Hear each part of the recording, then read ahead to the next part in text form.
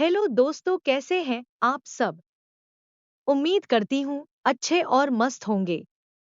आज की कहानी है अमीर और गरीब बहू की ममता। उत्तर प्रदेश के एक समृद्ध गांव में ठाकुर रणवीर सिंह का बड़ा हवेलीनुमा घर था।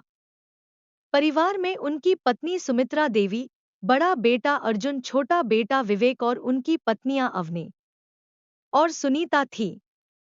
ठाकुर साहब के बड़े बेटे अर्जुन की शादी शहर की अमीर लड़की अवनी से हुई थी, जो ऊंचे खानदान की थी।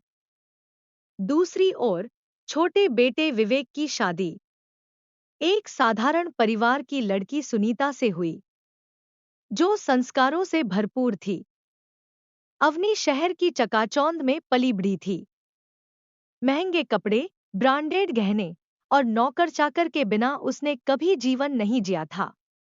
गांव में आकर भी उसे पुराने रीति रिवाज और पारिवारिक परंपराएं पसंद नहीं थी। वह हमेशा अपने कमरे में रहती और मोबाइल में बिजी रहती।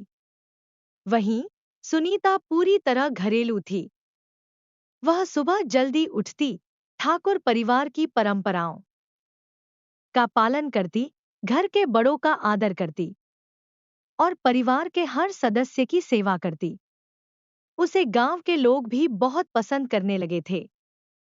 लेकिन अवनी को यह सब फालतू लगता था। वह हमेशा कहती, ये पुराने ख्यालात गांव वालों के लिए ठीक हैं, लेकिन मैं मॉडर्न हूं। मुझे इन सब चीजों में कोई दिलचस्पी नहीं। समय बीता और कुछ सालों बाद दोनों बहुओं के घर किलकारी गूंजने वाली थी। जब यह खबर मिली तो पूरा परिवार खुश हो गया। ठाकुर साहब ने कहा, अब घर में नन्हे मेहमान आएंगे। यह हमारा वंश बढ़ाने का समय है। अवनी ने स्पष्ट कहा कि वह गांव के अस्पताल में डिलीवरी नहीं कराएगी। उसने अपने पति अर्जुन से कहा, मुझे शहर के 5 स्टार हॉस्पिटल में ही डिलीवरी करानी है। मैं यहाँ की दवा, डॉक्टर और अस्पताल पर भरोसा नहीं कर सकती। अर्जुन ने उसे मना करने की कोशिश की, लेकिन वह नहीं मानी। इसलिए उसकी डिलीवरी के लिए शहर के सबसे महंगे अस्पताल में सारी व्यवस्था कर दी गई। इसके विपरीत सुनीता ने कहा, जहां सब गांव की बहुओं ने जन्म दिया, वहीं मैं भी दूंगी। कोई फर्क नहीं पड़ता कि अस्पताल कितना बड़ा है।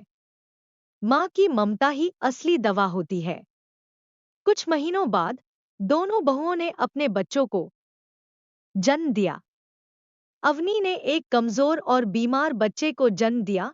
डॉक्टरों ने बताया कि बच्चे का शरीर बहुत नाजुक है, उसे विशेष देखभाल की जरूरत होगी।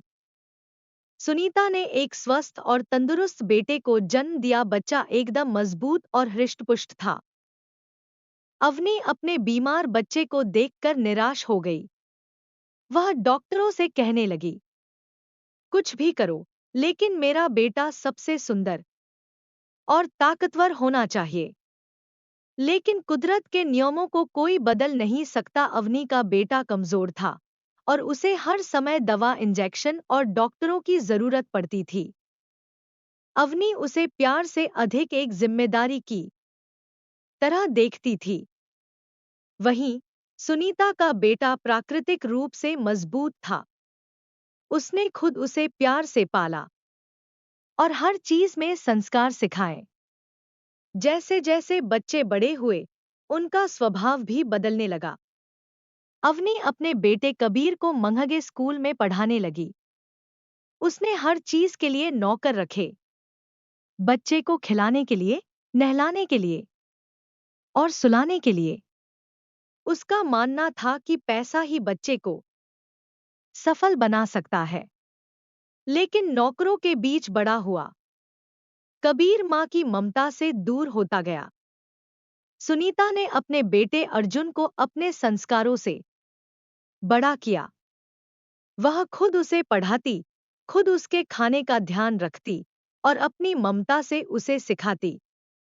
उसने सिखाया कि मेहनत और संस्कार से बड़ा कोई धन नहीं। अर्जुन गरीब परिवार में रहते हुए भी खुश था। और उसकी सोच बहुत बड़ी थी। 20 साल बाद कबीर बड़ा होकर नशे, जुए और गलत संगत में पड़ गया। उसकी परवरिश नौकरों ने की थी। माँ की ममता नहीं मिली थी।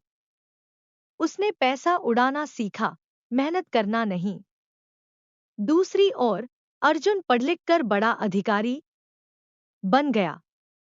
उसने माँ को अपने साथ शहर ले जाने का फैसला किया। ठाकुर परिवार पर आर्थिक संकट आया। बिजनेस डूब गया और अर्जुन भी अपनी ही दुनिया में व्यस्त था। जब ठाकुर परिवार का सब कुछ बिक गया, तो अवनी और अर्जुन के पास कुछ नहीं बचा। कबीर ने माँ बाप को छोड़ दिया और अपने दोस्तों के साथ विदेश चला गया। एक दिन अवनी भूखी प्यासी मंदिर के बाहर बैठी थी, तभी एक कार आकर रुकी। दरवाजा खुला और एक संभ्रांत युवक बाहर आया। अर्जुन, उसने अवनी को देखा और कहा, चाची माँ, आइए, हमारे साथ चलिए। माँ ने कहा था कि ममता का कोई धर्म, अमीरी गरीबी नहीं होती। आप भी हमारी माँ जैसी हैं। अवनी की आंखों में आंसू आ गए। वह समझ चुकी थी कि असली दौलत पैसा नहीं, ममता और संस्कार है। अमीरी गरीबी से ममता नहीं बदलती। बच्चे को प्यार, संस्कार और समय देना ही असली परवरिश है। माँ की ममता से बड़ा कोई धन नहीं।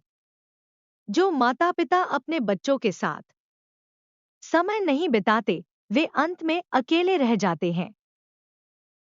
प्यारे दोस्तों, यह कहानी यहीं पर समाप्त होती है। आपको यह कहानी कैसी लगी? कमेंट बॉक्स में जरूर बताएं। अगर आपको हमारी ये कहानी पसंद आई हो, तो कृपया हमारे वीडियो को लाइक, शेयर और चैनल को प्लीज सब्सक्राइब जरूर कर लें। इससे हमें मोटिवेशन मिलता है और आप तक ऐसी ही प्रेरणादायक और मजेदार कहानियां सबसे पहले पहुंचती रहेगी। प्यारे दोस्तों, नमस्कार।